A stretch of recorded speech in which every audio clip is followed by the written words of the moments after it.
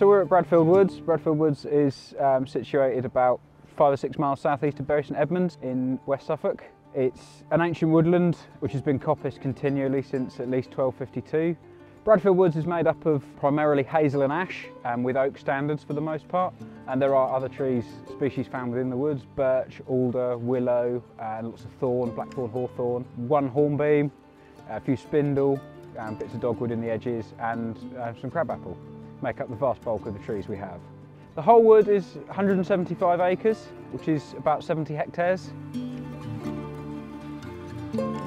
Bradfield Woods is protected as a SSSI, Site of Special Scientific Interest, and as a National Nature Reserve, which was established in 1994.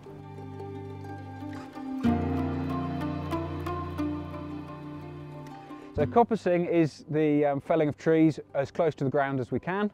That encourages regeneration of the plant from ground level, creating these multi-stem trees that we see throughout this woodland. This coppicing allows light into the woodland floor. That stimulates the regrowth not just of the trees, but allows our woodland wildflowers to regenerate, so particularly things like early purple orchids, oxlips. Nationally a scarce plant, so it's good that we have a good population here as a result of the coppice management that we undertake. The coppicing itself takes place here on a roughly 25-year rotation, so the trees are allowed to develop naturally for that period of time before they're then refelled again. This extends the life of the trees quite drastically. This wood has been coppiced since at least 1252.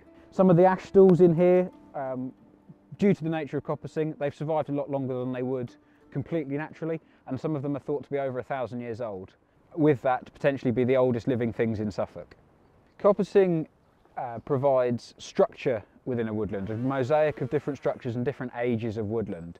This allows different species to thrive within different ages of coppice and different parts of the woodland, increasing that biodiversity you have within the woodland quite dramatically. The early part of coppice, the first year, really good for the wildflowers, the second year the same. As the trees begin to regrow and the canopy starts to close, bramble starts to come up underneath, that's good for the dormice, small mammals, nesting birds.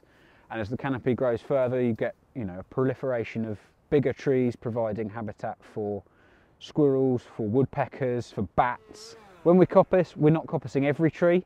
We leave some of the bigger trees as what we call standards. These are left to grow to full maturity and sometimes beyond. They become veteran trees over time with dead wood within them. The dead wood becomes great habitat for a whole host of invertebrates. Standing deadwood, upright deadwood, which is very dry comparatively, is host to a completely different set of invertebrates to laying deadwood, where it's been left on the ground where a tree has blown over. That's then wet deadwood on the ground. That becomes an entirely different set of invertebrates live within that, again increasing the diversity.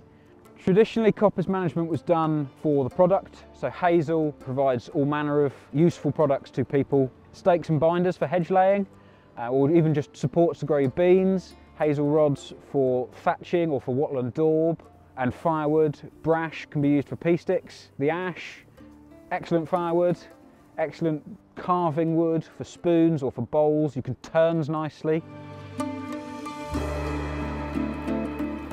The woodland is open 365 days a year, dawn till dusk. Public access across all the paths.